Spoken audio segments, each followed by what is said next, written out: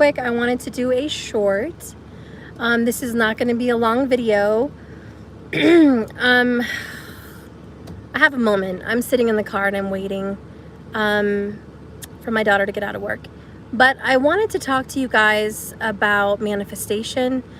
There's been a lot of questions about that and what's going on and how do you manifest and how does it really work, and a lot of you guys are thinking, you know, long and hard, how should I make it work?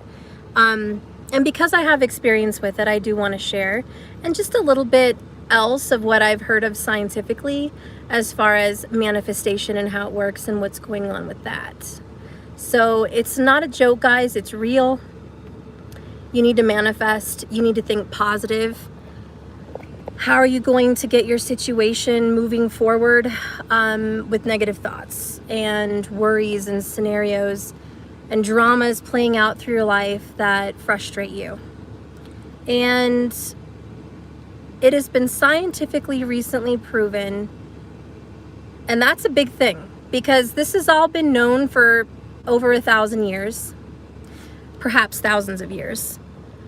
But to have scientists actually come out and be like, oh, we have hard evidence in the brain about energy and creation and manifestation. So they found out, it's probably within the last 2 years, that your positive thoughts create positive energy. It's like an energy charge. Imagine a bunch of positives, just little positive signs building up all around you. Just like how organites work. Organites suck in the negative energy and put out a positive.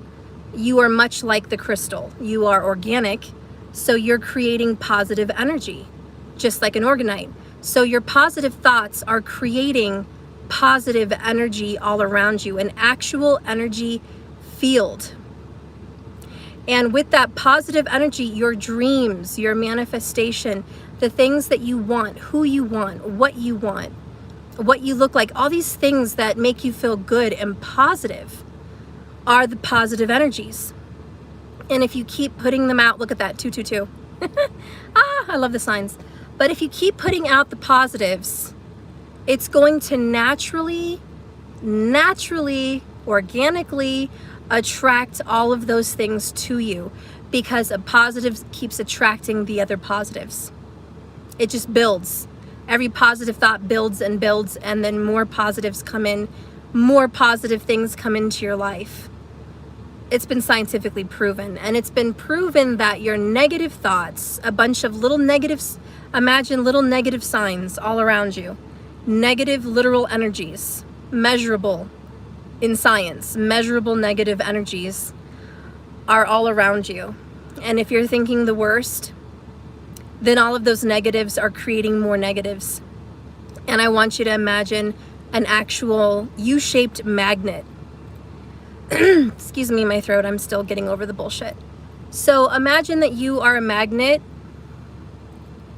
and you're literally attracting and sucking in all the positive energy that you want, because you're a magnet.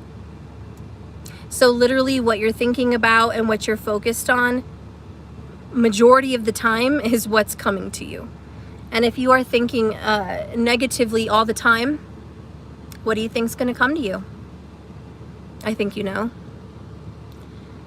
But it is something to think about, because, I mean, like I said, this has just been kind of a couple years recent study that this is measurable. It's not just bullshit. It's not spiritual talk. It's not theories.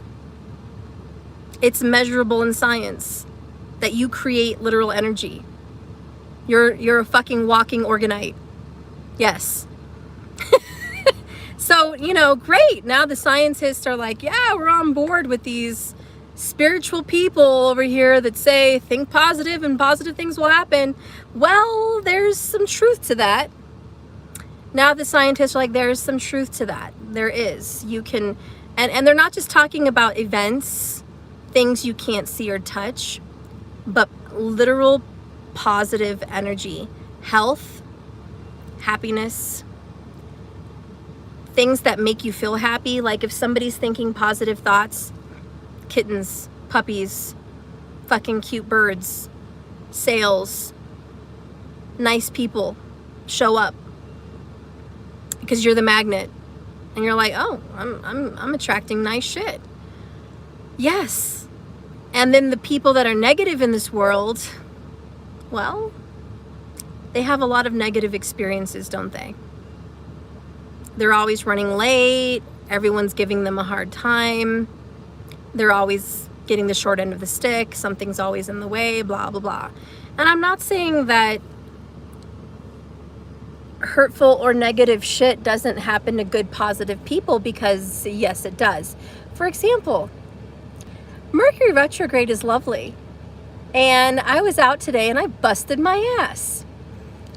Yes, busted my fucking ass. In fact, I busted my knee, to be correct politically. I busted my fucking knee. And my shoes. And I ripped a hole in my pants. You know, not in the back end, guys. The front knees, okay? Why? Because Mercury sucks right now. Also because I was hurrying. I was speed walking like a little dummy. I'm like, oh, let me speed walk. Let me speed walk because, you know, normal walking is for losers.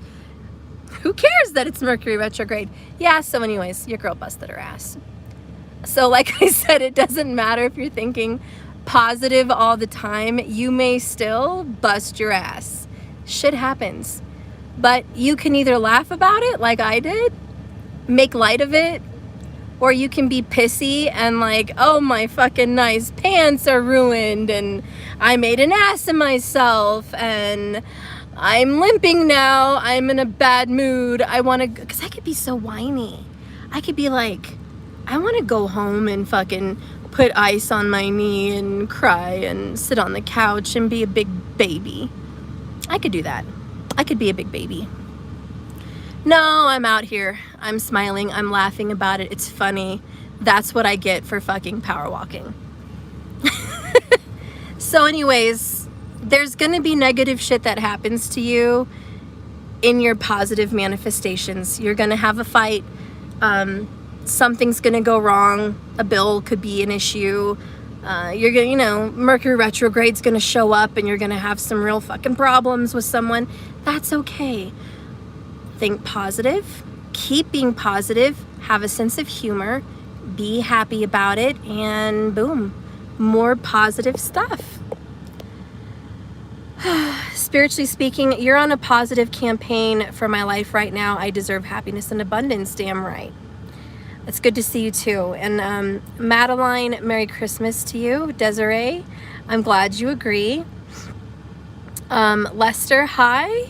Charlene Brown, hello. Karen, there you are, girl. Marcy, Jennifer, you guys are all sweet. It's good to see you guys. So anyways, keep manifesting.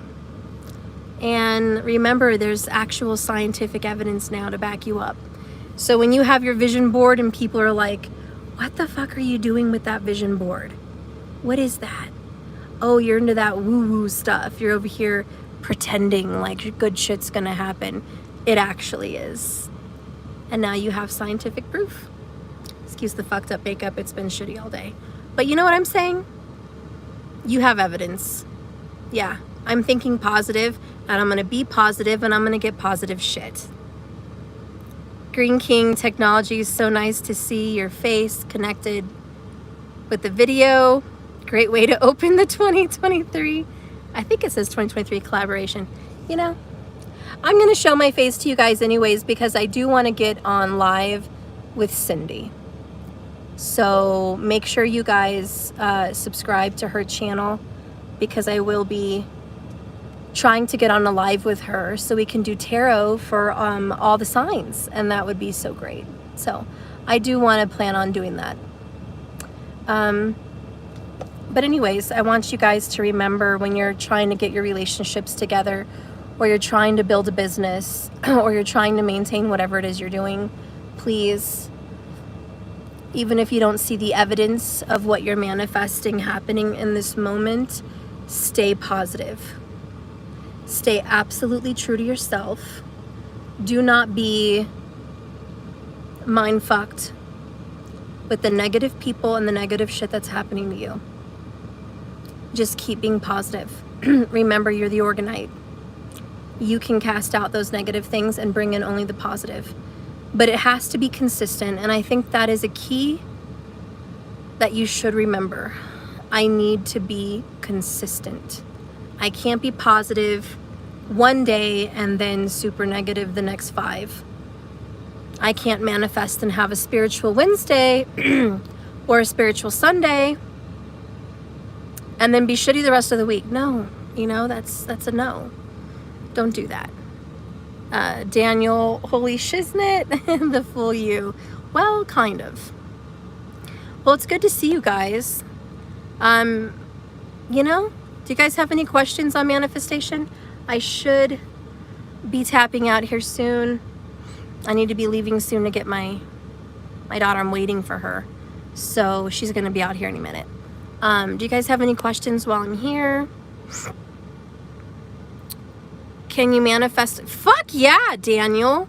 You're damn fucking right. Can you manifest a First of all, Daniel, don't get me started. First of all, the karmic show up because you manifested them in the first place. Ouch. Oh, that didn't go well. That didn't go well. A lot of people don't want to admit that, but that's the fucking truth. We manifested the fucking karmic in the first place. Geraldo Hugo Montoya. Oh, I got Montoya too, buddy. Thank you for the compliment. I appreciate that. Yeah. My great grandma was Montoya. So anyways, if you manifested the karmic into your life, because you did, everyone in your life is a projection of you. The karmic, your DM, your DF, whoever. They're all a version of you. What's going on inside of you, what you need to learn, what you need to grow, what you need to do, all that bullshit. So when the karmic shows up, it's the same fucking karmic in different forms. Isn't that fucking wacky? That shit's crazy. That motherfucking shit. That's some shit. That's some fucking shit. Ooh, when you think about all the karmics in your life and you're like, oh my God, it's the same energy.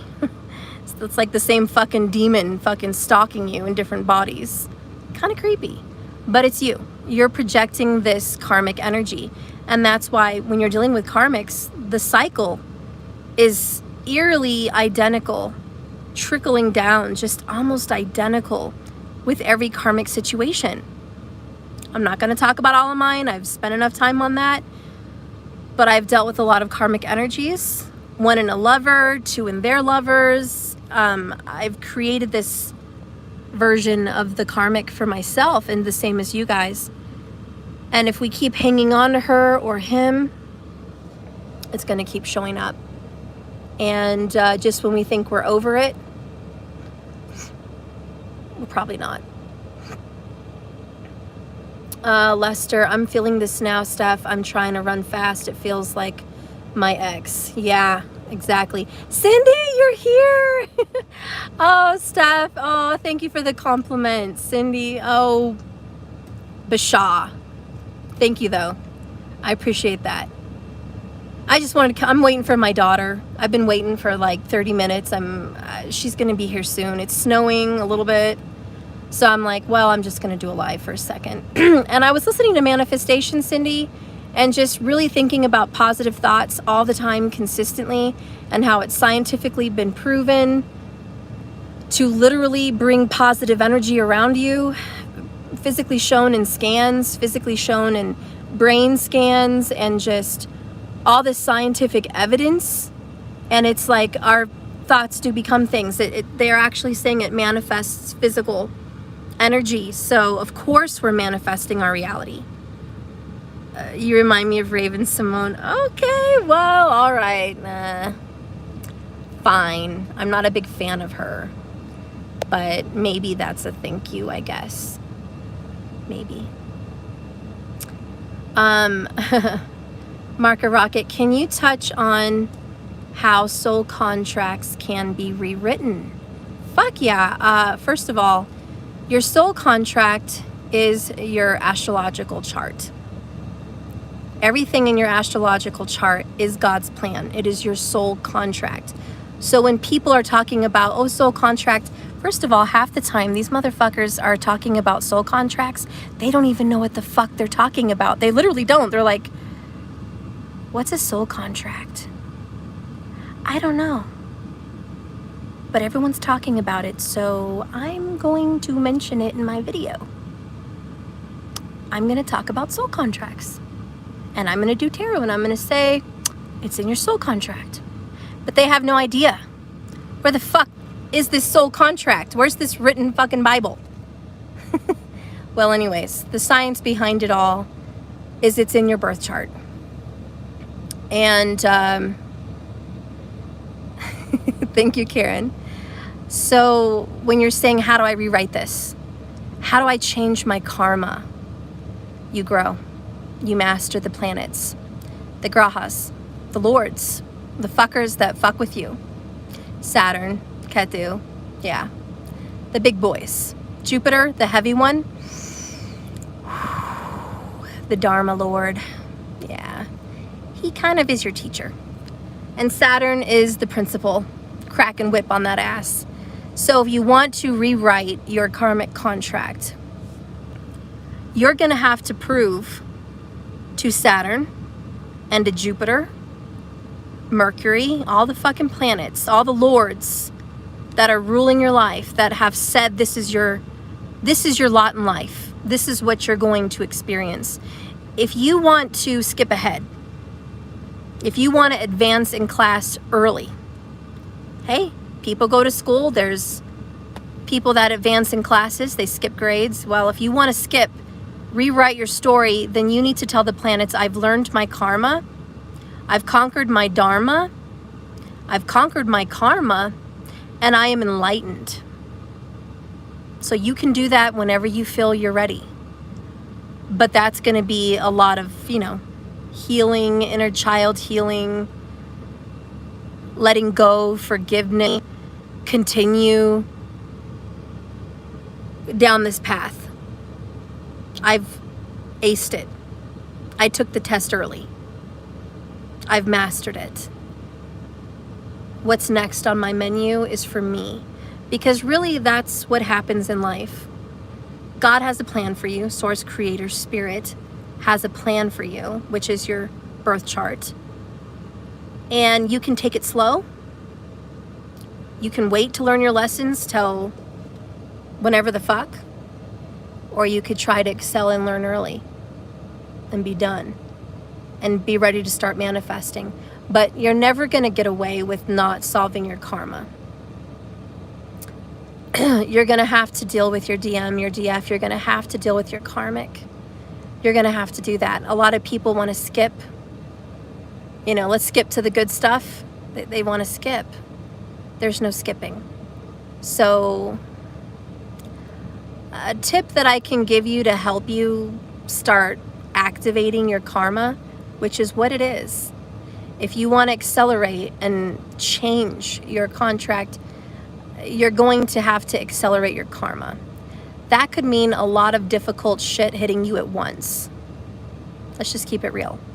That could be people dying very close together. That could be the loss of jobs. That could be major financial loss. That could be a health crisis, all at the same time.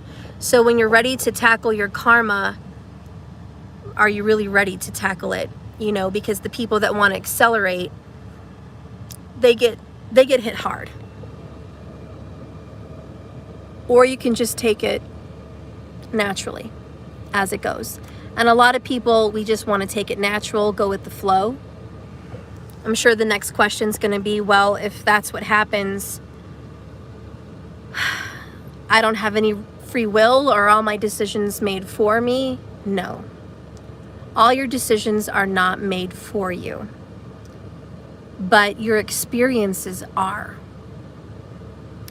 You have free will to react to a certain situation however the fuck you want. You can act healed, you can act fucked, you can act angry, you can act any old way you want with your situation. That's your free will. but you have a certain amount of karma in your life done, written, that you will experience, such as the relationship with your parents, the spouses or lack thereof in your life, the children that you will probably have or don't, the kind of career you're going to be led in, or the field. I mean, Spirit's not going to say you're going to do this on this date and do that. No, but there's a field. So perhaps your destiny is to work in spirituality. That's your field. What if it's media? That's your field. You can do whatever the fuck you want, but you have a field. And so that's really what's going on with your karma. Transformation Queen, please don't think you can cord cut. Yeah, that's kind of bullshit, guys. I'm sorry. I know, I fell down, listen, I fell down that boat too. Or how do you say, that well. There was a time early on in my walk with spirituality that I was buying every fucking word people said. Cord cutting. Everyone has a twin. Oh, I was buying all that shit. I was young.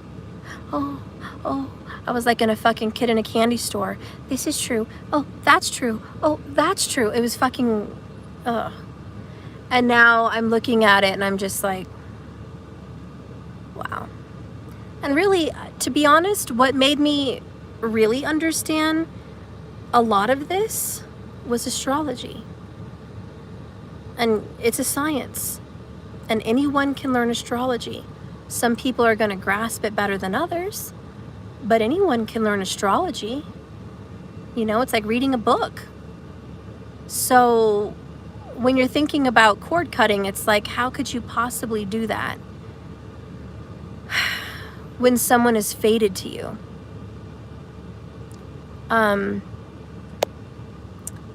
So my only other thing with cord cutting, Daniel, is this. It's about letting go. Cord cutting should really be renamed into I'm learning how to let go. I have a codependence. I'm obsessed. I'm fixated. I can't let go of someone.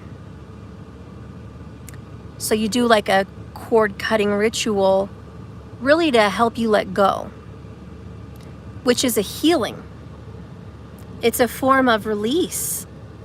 It's like, oh, God, I did that cord cutting and I feel like I'm not attached to that person anymore. I'm not mentally obsessed, which I can see how that can work in that sense, which it takes away your obsessions.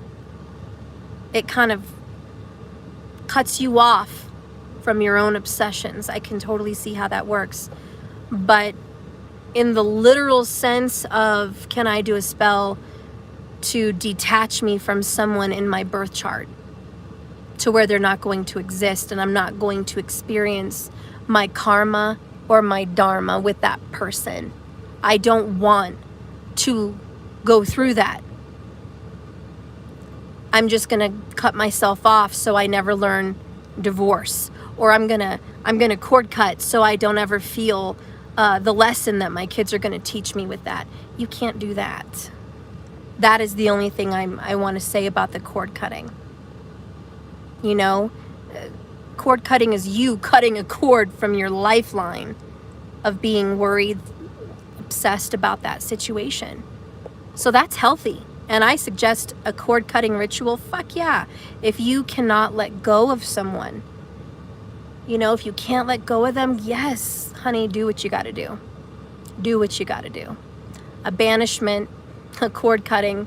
If you need to just get your mind off of an obsession or an addiction or a painful attachment, like a trauma bond, yeah, let it go. But ultimately, Spirit Source Creator is going to attach you to someone from a past life that you have karma with. And whether you did them wrong in a last life, they're doing you wrong in this life, or you guys had unfinished business, or whatever the fuck it is. There's really no way around it. And that is why a lot of times on this twin flame journey, you will cross paths with your person and it's crazy. Like when I cross paths with my twin, I mean, I live in a pretty big city and I've never run into my high school friends. I don't even run into my mom. I don't run into old friends. I don't run into any other exes. I don't run into anyone. I mean, yeah, I mean, I'll go 20 years before I run into anyone, even my best friend. But on the twin flame journey, I will run into him often. Ironically, we moved close together. It just happened that way. But also stop signs, stop lights, gas stations, grocery stores, malls, just the road, driving to and from. You know, when you're supposed to cross paths with someone, the universe is like, hello. Hello. Because you have to deal with this person. And the universe is like, are you going to deal with them? Or are you a runner? And if you're a runner, he's going to make you run into this person even more.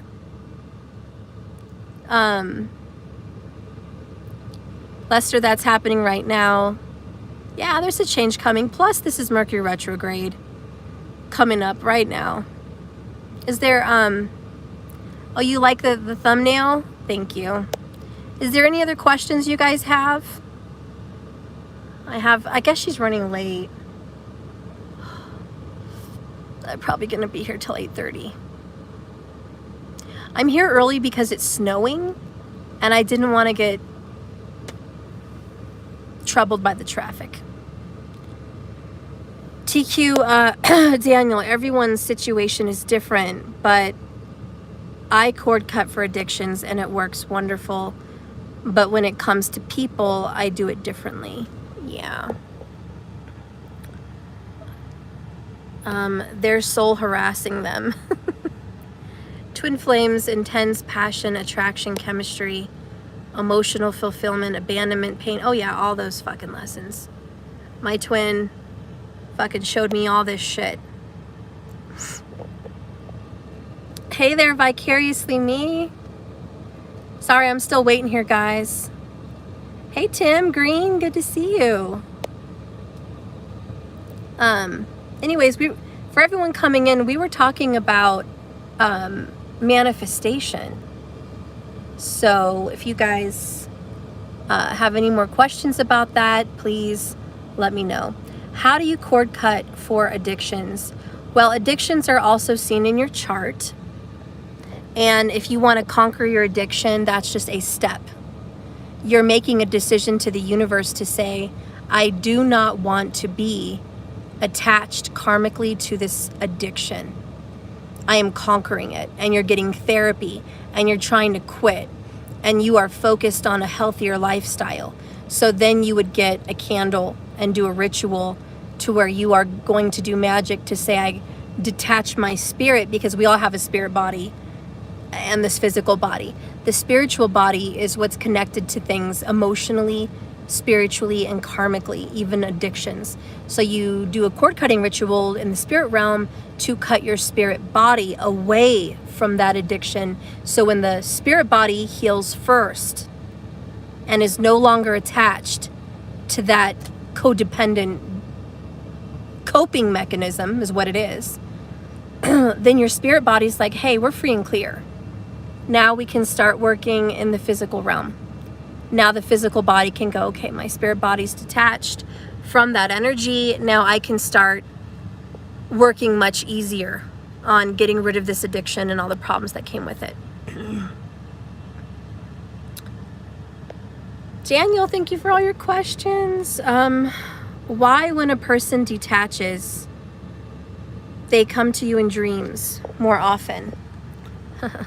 The runner-chaser syndrome. As soon as you detach from someone, put some chapstick on here. My fucking lips are dry. As soon as you detach from someone and you let them know that, hey, I'm pulling my energy away, it's Timmy T. Please don't go. Please don't go. Please don't go away.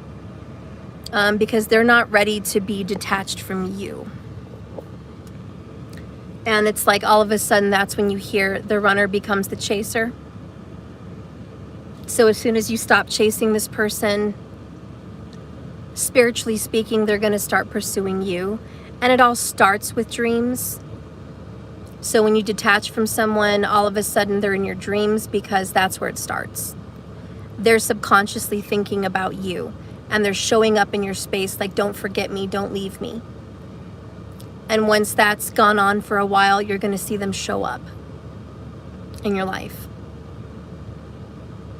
And that's just, you know, really a lot of times I think you guys just need to detach, to take a break, you know. Take a break. It's okay to take a break from your twin flame journey and your DM and DF journey. Just, I need a fucking break. Because it drains you emotionally, mentally, and if you just step away and you're like, I need a fucking break. I don't want to think about you. I don't want to worry. I don't want to sit here and be obsessed about this. I just want to go on with my life, live. That's fine. And usually that's a really good recipe for them to start coming towards you anyways.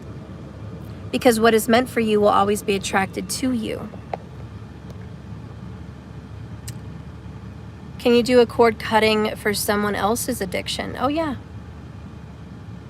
April, there's a lot of really fun spells if you're dealing with a man involving bananas. If you want to tackle those sex addictions, I think you'll find those interesting. You'll probably find those on your own. But yeah, there's certain things you can do. Oh, Cindy's live. Oh, and I'm missing her. I'm going to have to go on her channel here soon. As soon as my daughter gets here, I'm going to turn on Cindy. Work on your money, honey. Okay. Daniel, can we work with our twin in a lucid... Oh, yeah. Can you work with your twin in a dream? A lot of karma gets healed in dreams. A lot of stuff gets worked out. Again, because it's happening in the spiritual realm first. And then it trickles down to the earthly dimension. So when you're working in dreams with your twin, that is fucking awesome. Yeah. You want to and that's why I encourage you guys to be intimate, be sexual in dreams. Talk to them, work shit out, have those arguments, have those discussions. And if you can't control those dreams, do it just in your mind's eye, in meditation, in deep thought, and focus on what you want to tell them and what you want to solve. Because yes, there's so much things that can be done in the subconscious. It's not all energetic, but a lot of it is. Because everything that happens spiritually happens physically, you know? Everything that's going on the inside will project on the outside. Everything that's up here is going to show up out here. And everything that you are subconsciously thinking about, yeah, it's gonna manifest here into the 3D. Bangy Jones, hi there. Hi, good to see you.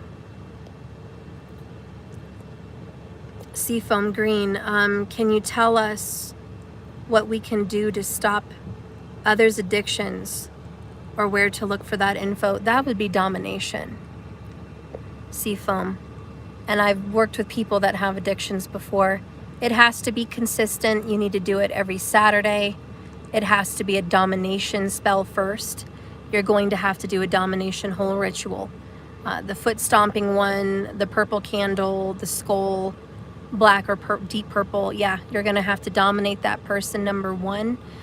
Claim authority over that person's energy. And then you're going to start binding themselves from harming themselves. So really, when you want to stop an addiction, you're going to want to do a binding spell. And you'll do that with a black ribbon. Black ribbon. And you're going to want to bind them from causing harm to themselves and to stop those addictions. You can go even further and say, I'm going to bind this person from having any contact with the people that are influencing him or her. And if you know them by name, there you go. And there's a lot of different spells. Again, domination, banishment of those people that you can do. And again, it needs to be consistent. You don't just do it once and hope for the best. And it's a consistent thing. But keep in mind, when someone is struggling with addiction, that's in their chart too. And this is the negatives I don't like to talk about with astrology, but it's the truth and we need to address it. When someone is struggling with addiction, it is seen in their chart, unfortunately. And whether that's your son or your daughter, that's the worst. As a mother, you have more authority than anyone else. And a lot of times you can, as a feminine energy, cleanse someone's karma, at least help, by loving them, by sending your good karma towards them. Just know that everything borrowed must be paid back, and whatever energy that you're using of your own good karma to cast out onto that person to cleanse some of their karma is a trade. So you're kind of spending your money here. You're spending your pentacles. You're spending your karma. So you've accrued quite a good karma, most likely for yourself. And when you say, take mine in place of this person's, you can help take away some of that karma. But there's a price, correct? So you want to make sure, because even your kid has that karma. Be there as a support, but don't completely take it away from them.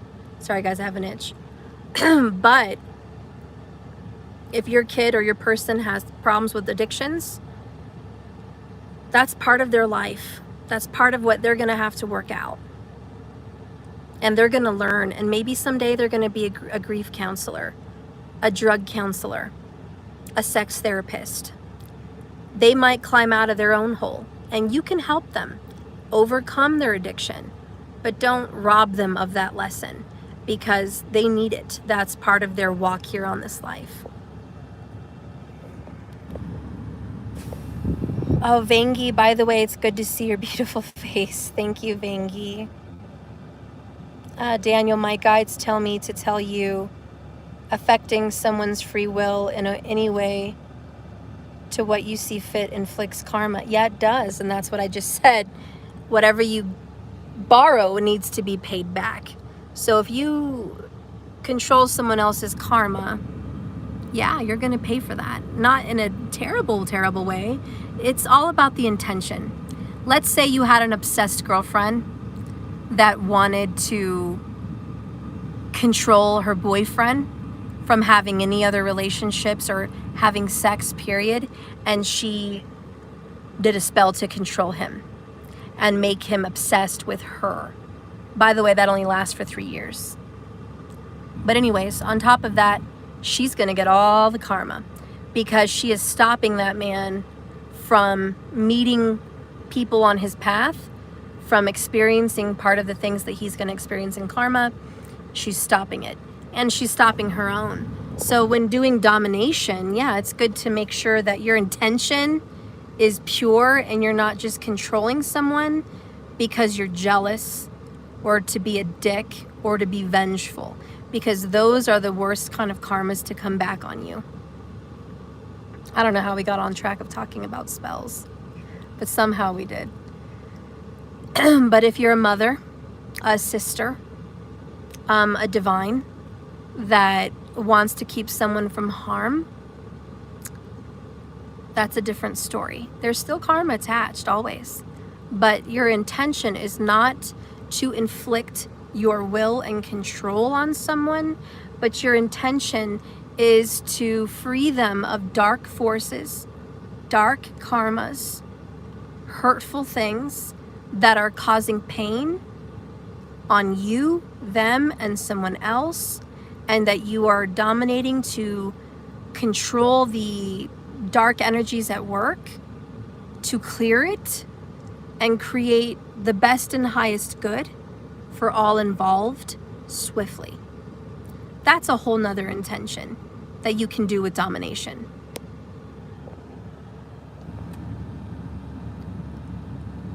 Jennifer, I would love to learn about it all. Yeah, you're going to keep learning about all of that. Oh, you wrote it before I said it? That's okay. Seafoam, in my case, I also have a gambling addiction.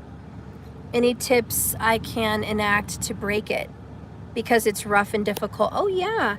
So when you have a gambling addiction, you're going to look in your birth chart and you're going to see something affecting your 5th house, which is for gains. How do you say? I don't know the right word, but it's about gambling. That's all I know. So I don't know the right word right now. Mercury's fucking with me. But your 5th house is going to be affected, Seafoam. Whether Rahu has a great obsession with gambling. He's either aspecting it or in there. Mars in the 5th could be a great addiction to gambling. Mercury in retrograde.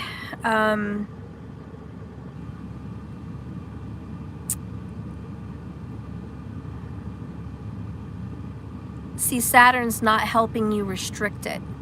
Saturn is all about restriction. So Saturn's not helping you in the 5th. So the best thing I would do to resolve some karmic cycles with excessive addiction with gambling would be a sun mantra, because sun rules the sign of Leo, the 5th house. You're going to want to do sun mantras in the morning. And you're also going to want to do Ganesha mantras or Saturn mantras. Same thing, Shiva mantras, to have some kind of restriction, to say, help me restrict. And you're going to say, in your chants, I need help with this. And you're going to activate your Saturn to help you cause more restriction on your addiction. So a sun mantra for you and the other ones that I mentioned are going to be very good for solving your addiction.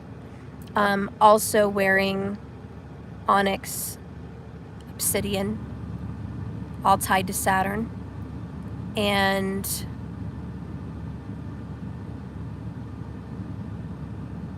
gold. A watch would be a wonderful thing to wear on your left wrist to control your gambling. A watch really represents Saturn, and it's about order and structure. And so just wearing it gives you a whole different feeling about yourself in life. So I would start with that and looking at the planets that are in your 5th and aspecting and seeing what kind of mantras you can do to help solve that.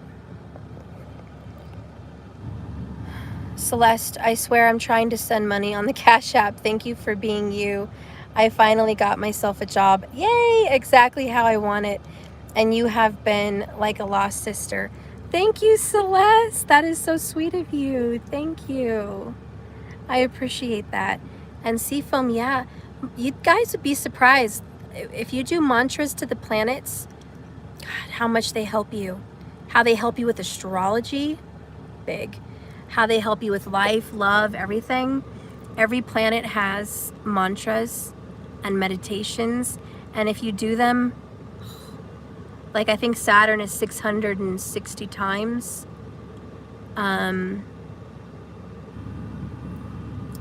I think Mercury's is 300 and something. I have to look at the exact numbers, guys. My mind is just not. 44 minutes, 44 seconds. Haha. But yeah, if you guys look up how many times to do these mantras for these planets and you do them monthly, I know it's a lot, but you'll have so much resolve. Life's going to be so much better. Raise your vibration and you'll win more. Sorry, not encouraging it. No, encourage it. Yeah, raise your vibration and things are going to really manifest so much better for you. Daniel, do you believe there are two types of people here? One who are selected and those who think they are selected. That's touchy. I do not believe in people thinking they're better than others. I don't. That's bullshit. And anyone that thinks that they're super spiritual because they're one of the chosen, I think my face says it all. But I do believe there are people that have a select mission. And maybe I'm too realistic. Maybe I'm too into reality. But again, it's the birth charts. I know it's this astrologer brain of mine that I can't shut down because I'm just in it. But the people that have certain aspects in their chart to teach, to help, to heal, to grow, they are the ones that their purpose is to assist other souls. And that's okay. That's their purpose. That is their purpose, you know? And so I believe in a way they're selected. Maybe not because of some higher force magically saying they're special, but by saying, I assign you to do this missions and this work, which is basically, I assign you to do this kind of love on this planet. There's different languages of love, and certain people have that language of love, which is to help others conquer their karma and get through their issues. And there's other people that are meant to be the ones going through it. And that's a gift. The people that are out there suffering, going through karma, and having a hard time and needing a teacher, they are giving the teacher's purpose. Without the student, there would be no school, no class, no teacher. So there are people that are going through these difficulties to build strength and stamina. And really their purpose for going through it is to build strength and resilience and learn compassion, because the only way to learn compassion is through suffering. So those people have purpose. They're learning those things. And thus they're giving to the teachers, because the healers and the teachers come in to help. So it's a give and take. It's symbiotic. That's the natural way of life. It's just natural. It's the divine order. I think it's the balance of the universe. I don't think there's the damned and the good. I think there's just people. Just people. And we're all here serving each other. I don't know, that's my feeling on it. And I do believe people are here to be blessed. There's a lot of people who are not suffering as much as others. And you'll see them. They're reaping lavish rewards. They have wealth. They have beauty. They have love. And you're like, wow, that person is just blessed. And they are. But what did they do? How many lifetimes did they act in service to receive this karma now? We have to be happy for them and say, I'm glad you are reaping what you've deserved now, because you must have done something very wonderful to have all these beautiful things. And that is an inspiration to us all, to not be jealous, to be humble, and to always lift others up and say, good job. You're doing wonderful. Look at you. Look at the wonderful things you have. I'm so happy for you. That's what we have to learn for those that are getting all the goods. You know, they did something good.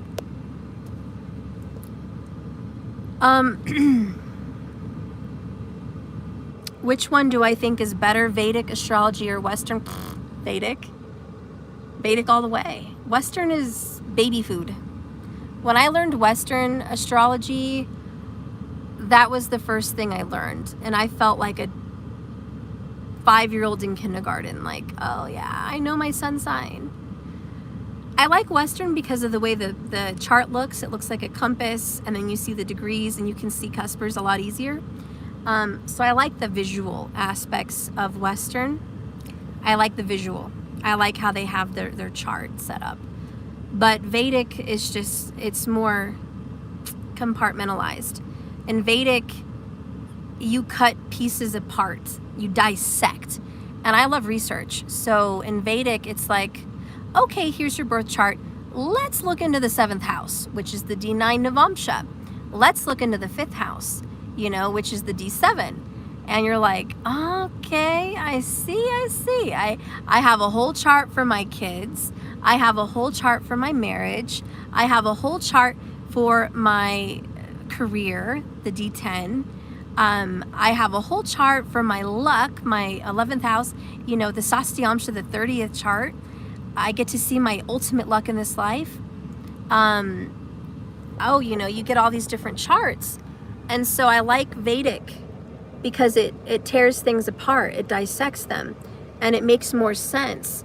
And you get to see how strong your planet is. You get to see your partner in their own chart in your life. What kind of partner are they? What are they like? What's their personality? You know, you see details that you don't see in tropical. But I do love tropical. It's not that I hate it at all. I love it. I love tropical.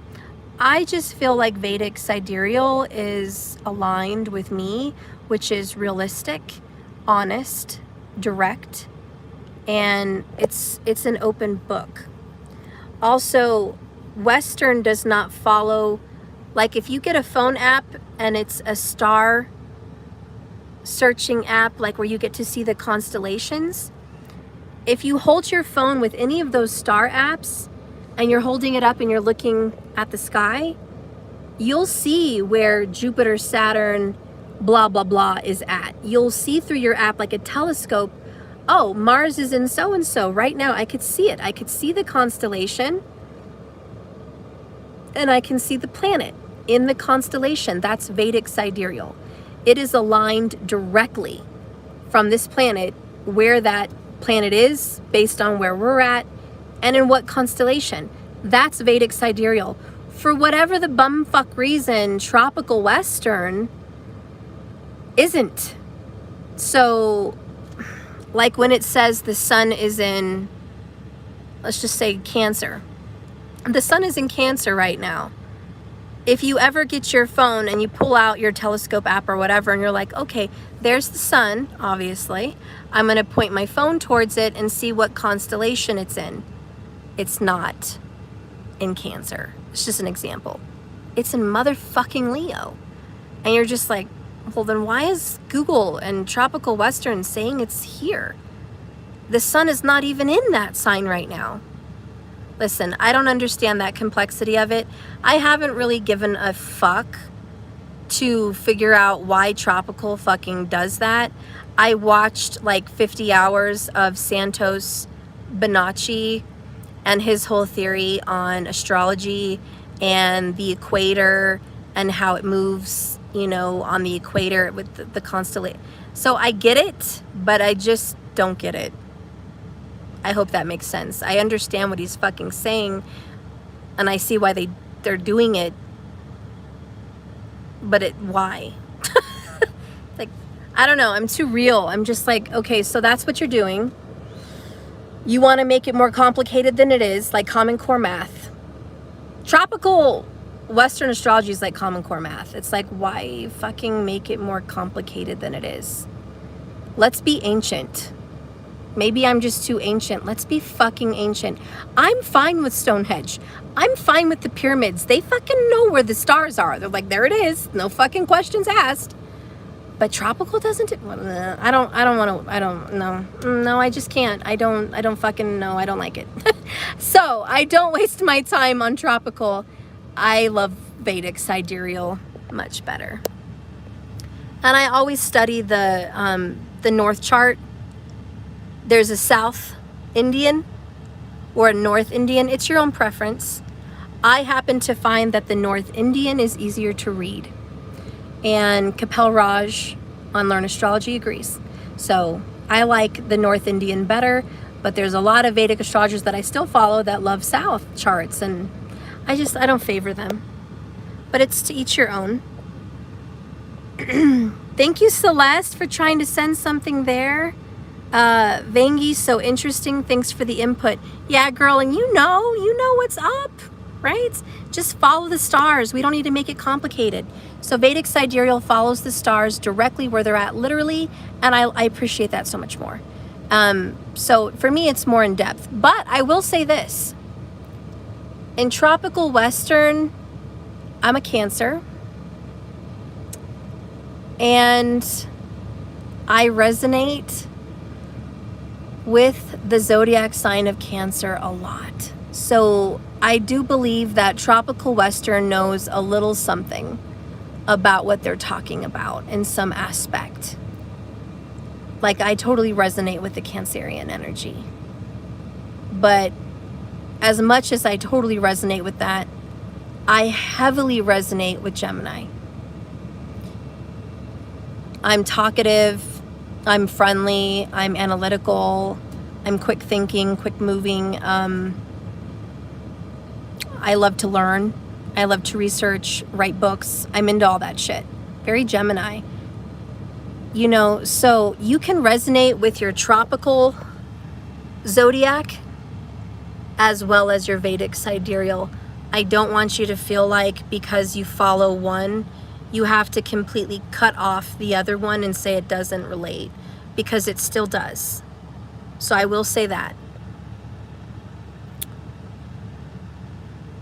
Vangi, I'm Capricorn in tropical Western and Sagittarius in Vedic. I love it. And your spiritual side is shining through Sagittarius, but your realistic, matter-of-fact personality is from your Capricorn. So like I said, honor them both, Vangi. Transformation Queen, read people born on September 12th.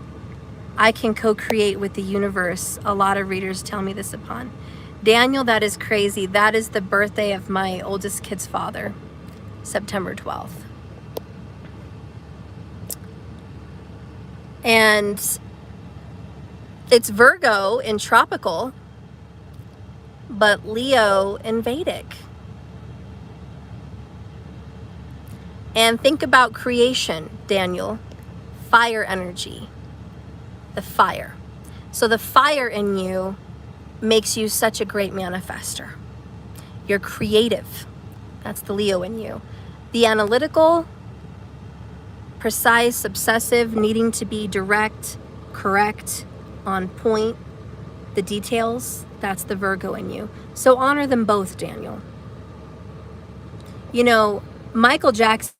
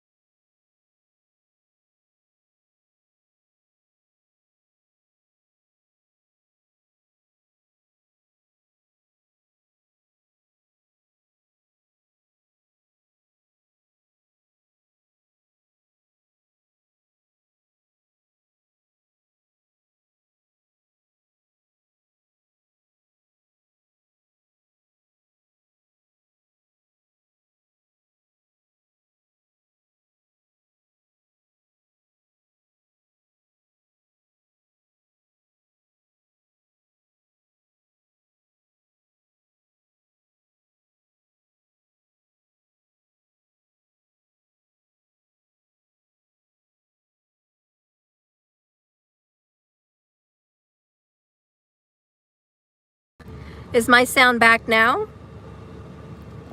Let me know if the sound is back.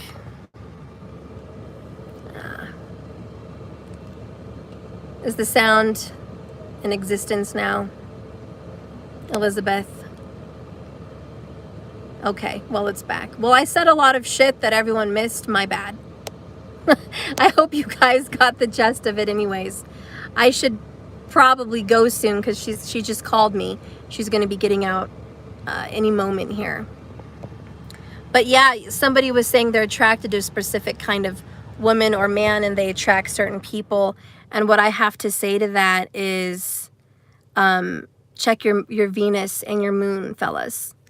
Oh yeah, and Michael Jackson, he is a Virgo in tropical.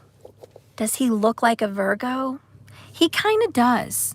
Michael Jackson kind of does look like a Virgo. And here's why tropical matters for Michael Jackson. He has a very slender face. He did a lot of cosmetical surgery. That's all Virgo. You know, disease and things like that. Hidden secret disease, which he said he had vertigo or whatever. So that makes sense. He was slender. He was lighter. He was different. He was unique. But Virgos are more introspected, which he was. A lot of him was kind of an introvert, but look at the magnitude of his personality when he got on stage. Total fucking Leo. He was literally the king of pop, which is a Leo thing. The crown, gold, the lion, it's all king. He was the king. And with the Leo sun, you walk into the room and you are noticed. There's the fucking king. You don't have to say anything. You don't have to announce it. You don't have to go, hey, everybody, the king's in the room, because everyone knows. It's just like the sun. When the sun rises, you don't have to tell everyone, hey, guys, the sun rose. Everyone's looking at you like, hello, dumb fuck. I have eyes. Yes, I see the sun rose. I didn't need you to tell me that. It's obvious. And that's with a Leo sun. It's like, you know, they have a certain presence they don't ask for. They're just popular. And a lot of the people that are Leo, they're popular and they don't mean to be. They don't want to be. They just are. They're popular because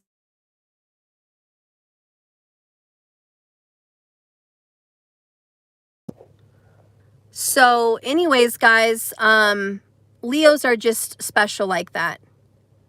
So that's what I was going to say about Michael Jackson. He definitely stands out to me more as a Leo. Daniel, I have a slim face. And people say I have cheeky bones. Cheekbones. Yeah, that's a Virgo. You know, I happen to feel like tropical, this is my observation from astrology. I look a little bit more like a Cancer. Look at my face. I have a, if you guys can see, I have a round face. You see where my eyes are? A lot of thin-faced people, their head kind of looks like that. You know what I mean? Like their skull just goes in and they don't have any of this.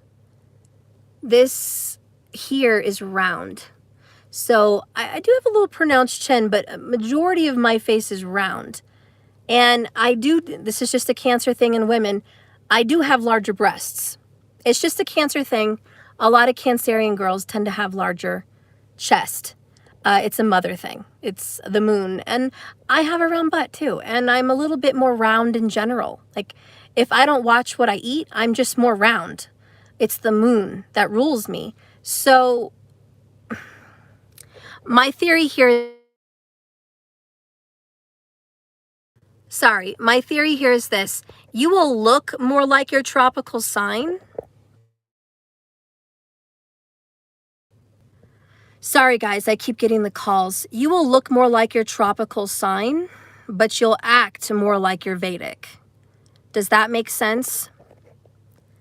So you will look physically like your tropical zodiac, but you will act the part of your Vedic. I think Vedic is more of an internal, where tropical is skin deep. Tropical is great for giving you advice on features, some personality traits of that person. Like I'm very nurturing. I love kids. You know, I'm into the whole mother thing. But the deeper part of me is Sagittarius and Gemini. And that's very deep. That's internal.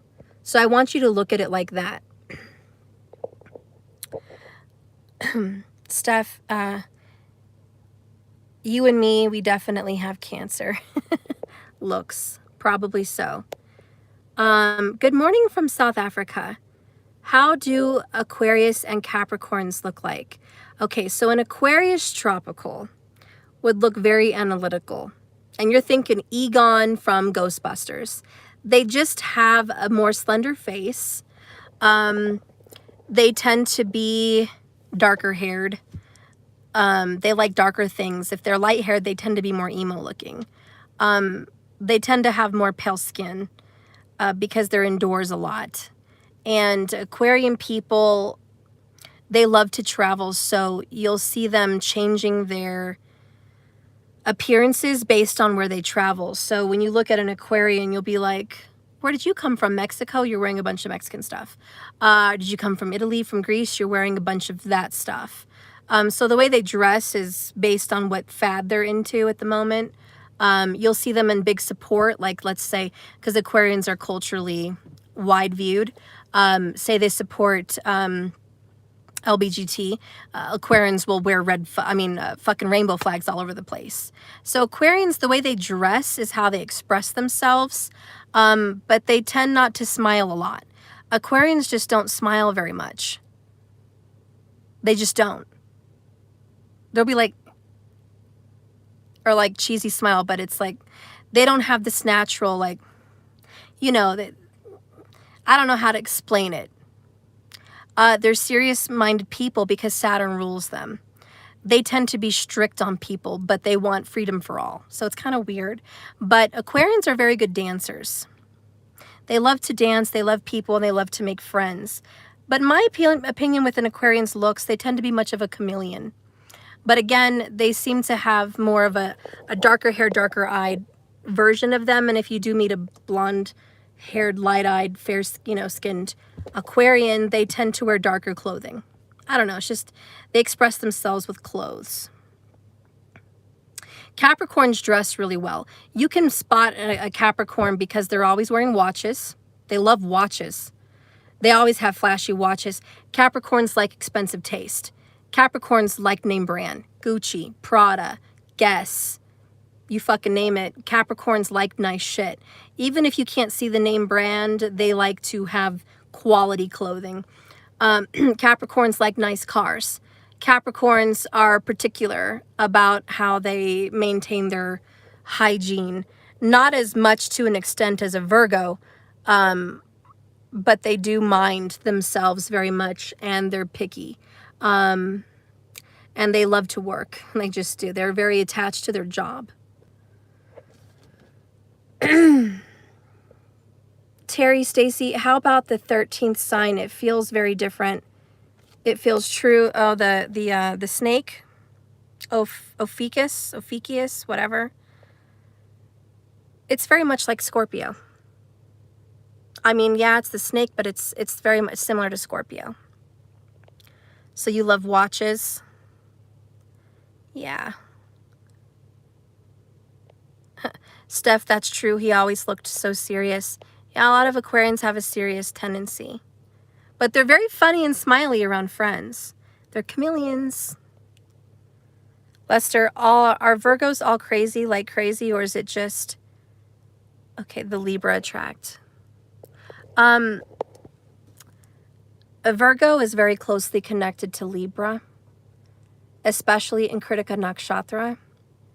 Precise, critical, judgmental, observative.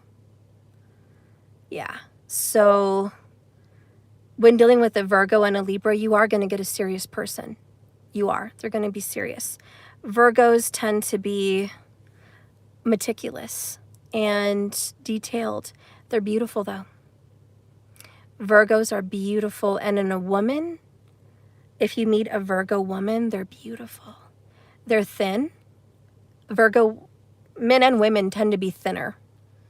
They have longer arms than their body for some weird reason. Longer fingers, too.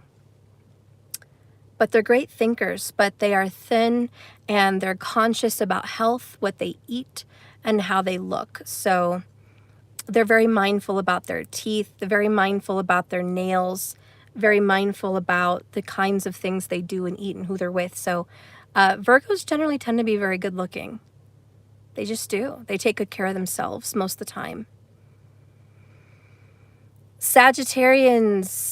Sagittarians tend to have tanner skin. Saggies tend to, a lot of Saggies tend to be more bronzed, have a redder look to them. Sagittarians have thicker bottom parts. Thicker ass, thicker thighs, thicker legs, strong. I'm not saying they have to be overweight, but I'm saying they are thick. They have a firm lower body, and it's all the hip. A lot of Sagittarian women tend to be very hippie. So they'll have that Coke bottle hip. They're just solid. They're very connected to Ganesha, the image of the elephant with the ears and the tusks. That's the feminine energy in the hips. So a lot of Sagittarians tend to be strong in the lower area. Even men tend to have a thicker buttock area and thicker thighs, you know, than their upper. So they just tend to be very strong down there. Men tend to be strong down there in Saggy. But that's just looks, you know. Sagittarians tend to really not care about what they're wearing.